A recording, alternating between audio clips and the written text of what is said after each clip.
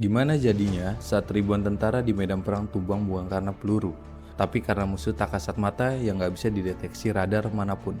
Ini adalah sejarah awal mula hantavirus, sebuah kisah tentang bagaimana seekor tikus kecil di pinggir sungai Korea Selatan berhasil menghentikan laju pasukan tempur di dunia dan memicu perburuan medis selama puluhan tahun.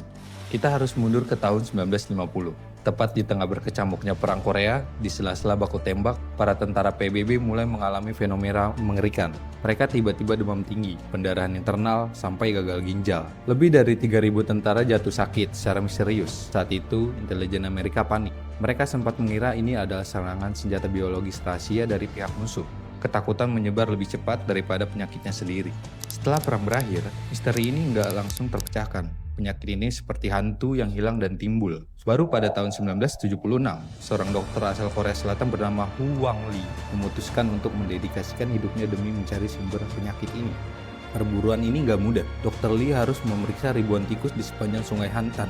Sampai akhirnya, dia menemukan sebuah virus baru di dalam paru-paru tikus sawah. Inilah momen lahirnya nama hantavirus yang diambil dari nama sungai tersebut. Bayangin kamu adalah seorang tentara yang lagi sembunyi di parit yang kotor. Kamu nggak perlu digigit tikus buat tertular. Virus ini menyebar lewat udara dari kotoran urin tikus yang mengering dan berubah jadi debu.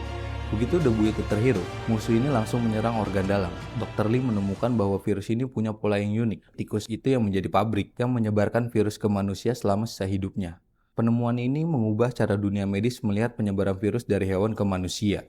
Berkat kegigihan Dr. Lee di pinggir sungai itu, dunia akhirnya punya cara untuk mendeteksi dan menangani ancaman ini. Sekarang, antivirus sudah ditemukan di berbagai belahan dunia dengan variasi yang berbeda-beda, termasuk di Amerika dan Eropa. Sejarah mengajarkan kita satu hal penting. Di tengah perang antar manusia yang paling besar sekalipun, seringkali alam adalah hukum yang paling tak terduga. Terkadang, ancaman terbesar bagi peradaban bukan datang dari laras panjang, tapi dari debu yang kita injak dan udara yang kita hirup setiap hari.